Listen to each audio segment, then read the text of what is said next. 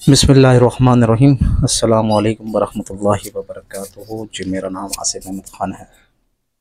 यहाँ मैं कुछ गुज़ारिश अर्ज़ करना चाहता हूँ रमज़ान के हवाले से और आम बात के हवाले से कि हमारा यहाँ पर जो है दीन पर बात करने का मकसद ये है कि किस तरह से जो है हम लोग जो है जहन्नुम से बचकर जन्नत में जाने वाले बन जाए। उलमा कराम के बाद जो है ज़िम्मेदारी वो आम लोगों पर भी होती है कि किस तरह से जो है वह अपने भाइयों को आगाह करें, किस तरह से उनको नमाज़ी बनाएं कि जन्नत में जाने का सबसे बड़ा सबब ये है कि आप 5 टाइम के नमाज़ी किस तरह से बन जाएं। एक बार दिन में जब है चुभन उठती है कभी कभार ये कि आप ख़ुद नमाज पढ़ने वाले बन रहे हैं और ख़ुद जो है अल्लाह से डरने वाले बन रहे हैं, तो आपका किस तरह से रिश्तेदार, आपके भाई, क्योंकि खुदा एक सख्त वक्त आने वाला है। मरने के बाद हिसाब किताब का जो है वो ज़माना आने वाला है कि मरने के बाद पूछा जाएगा आपसे कि सबसे पहले नमाज का सवाल होगा, फिर जवानी का सवाल होगा, फिर माल का सवाल होगा कि किस तरह से ये आप गुजारने वाले बनेंगे। तो एज़ आ मुस्लिम जो है, मुसलमान होने के नाते हम पर ये सारी चीज़ें फ़राइज़ बनते हैं कि हम अल्लाह से डर कर जो है अल्लाह से किस तरह से डरने वाले बन जाएं, अल्लाह की रज़ा किस तरह से हासिल करने वाले बन जाएं। यही मकसद, इसी मकसद के लिए इंसान दुनिया में आया है और उसे जो है मरने के बाद यही जवाब देना है। तो उसकी तैयारी है, उसकी तैयारी के लिए आपको माहौल में आना पड़ेगा, उलमा किराम से पूछ के चलना पड़ेगा, उलमा किराम के साथ चलना पड़ेगा। तो ये कहते हैं कि मैं अक्सर कहा ये कि अपने दोस्तों से, अपने रिश्तेदारों से जो नमाज़ नहीं पढ़ते या रोज़ा नहीं रखते, उनसे एक सवाल पूछता हूँ कि तुम्हारे पास कोई उज़्र है कि तुम मरने के बाद जो है फरिश्तों को क्या जवाब दोगे, अल्लाह मियाँ को क्या जवाब दोगे, अल्लाह के नबी को क्या जवाब दोगे, नमाज क्यों नहीं पढ़ी, रोज़ा क्यों नहीं रखा। हालांकि अल्लाह के नबी सल्लल्लाहु अलैहि वसल्लम ने जंग में भी जो है वो नमाज़ें नहीं छोड़ी। नमाज़ पढ़ने का हुक्म है, जब तक आपको होश है, जब तक आपको जो है नमाज़ पढ़ने का हुक्म है, कि नमाज छोड़ने का हुक्म किसी हाल में नहीं है। तो ये पैगाम जो है किस तरह से तमाम लोगों तक पहुँच जाए। कहते हैं कि जब जन्नत में जाने वाले बन जाएँ, दोस्त, आपके दोस्त अहबाब जो है वो अल्लाह मियाँ से शिकवा करेंगे कि ये हमारे साथ खाता पीता उठता बैठता था, लेकिन इसने हमें आगाह नहीं किया, क्योंकि आपने जो रास्ता अख्तियार किया है नमाज वाला, तो अल्लाह ताला ने आपको अगर हिदायत दी तो आप इस हिदायत को दूसरों तक पहुँचाएँ, दूसरों तक कहना, मुख्तलिफ़ तरीक़ों से लोगों को समझाना, ये भी आपके फ़राइज़ में से एक फ़राइज़ है कि आप अपने जानने वालों को, रिश्तेदारों को बिल्कुल उसी तरह से आगाह करें जिस तरह से किसी चोर डाकू के बारे में आगाह किया जाता है या किसी ठग के बारे में आगाह किया जाता है कि यहाँ जाओगे तो लूट लिए जाओगे या तुम्हारा नुकसान हो जाएगा। तो ये इतना बड़ा नुकसान है कि मरने के बाद की ज़िंदगी जो हमेशा हमेशा की ज़िंदगी है, दुनिया में तो आर्ज़ी आपने रहना है, मरने के बाद की जो हमेशा हमेशा आने वाली ज़िंदगी है एक जहन्नुम है। जहन्नुम की आग जो है पता नहीं कितना दर्जा जो है वो दुनिया की आग से कितना ज़्यादा है कि दुनिया की आग इंसान बर्दाश्त नहीं कर सकता, तो जहन्नुम की आग किस तरह से बर्दाश्त करेगा। तो एक हमेशा हमेशा की ज़िंदगी आने वाली है। एज़ आ मुसलमान हमें ये बोला गया है कि आप जो है वो मरने से पहले मरने की तैयारी कर लो। 3 सवालात पेपर आम हो चुका है।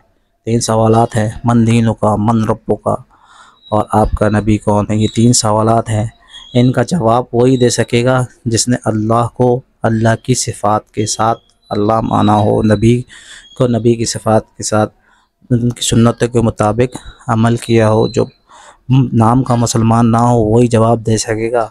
उसके अलावा जो है कहते हैं कि इसके ज़बानों पर मोहर लगा दी जाएगी, उस वक्त आपसे बोला नहीं जाएगा कि ये 3 सवालात जो है कबर में, 3 सवालात जो है ना, ये पेपर जो है ना कब का आउट हो चुका है। इसकी तैयारी लेकिन पूरी ज़िंदगी आपने अमल से जो है ना आपने साबित करना है कि आपका जो है ना आपका खुदा जो है वो अल्लाह है। वो इस वजह से साबित होगा कि आप 5 टाइम नमाज़ पढ़ने वाले बन जाएंगे, झूठ से बचने वाले बन जाएंगे, किसी के हकूक़ नहीं मारेंगे। अगर आपका हज फ़र्ज़ है तो आप हज करेंगे, ज़कात के मुस्तहिक़ अगर साहिब इस्तिताअत हैं तो आप ज़कात देंगे। तो इन चीज़ों से अल्लाह के होने की आप पर ज़ाहिर होगी, तो तब आप कब्र पे जवाब दे सकेंगे कि मेरा रब अल्लाह है। अल्लाह को मानना है और अल्लाह की मानना है, और अल्लाह के अज़ाब से बचने वाले किस तरह से बन जाएंगे। अल्लाह ताला ने देखें बहुत से लोग जो हैं वो दीन की बात को इग्नोर करने के लिए कि दीन की बात ना करी जाए, आपको इसके फ़ायदे नुकसान ना बताए जाएँ तो उस बात को इग्नोर करने के लिए बोलते हैं कि हमें अल्लाह के अज़ाब से ना डराओ। बिल्कुल फालतू बात करते हैं कि अल्लाह ताला ने अपने अज़ाब से ख़ुद डराया, ख़ुद बताया, नबी ने ख़ुद बताया। कहते हैं कि जन्नत का लालच मत दिलाओ, लेकिन अल्लाह के नबी ने जन्नत का लालच खुद से दिलाया, खुद से नबी को बताया कि खोल-खोल के बताओ कि मेरी जन्नत में क्या-क्या नेमतें हैं। जो चीज़ अल्लाह ताला ने ख़ुद करी तो हम उससे कैसे रोक सकते हैं।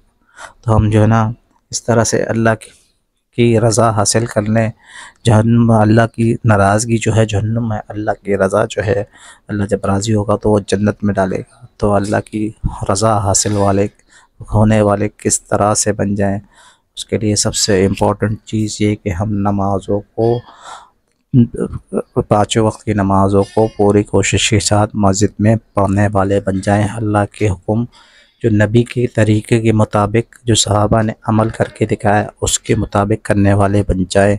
आज भी जो है अहादीस से सहीहा बिल्कुल मौजूद है, उलमाए कराम उलमाए हक़ का मौजूद है।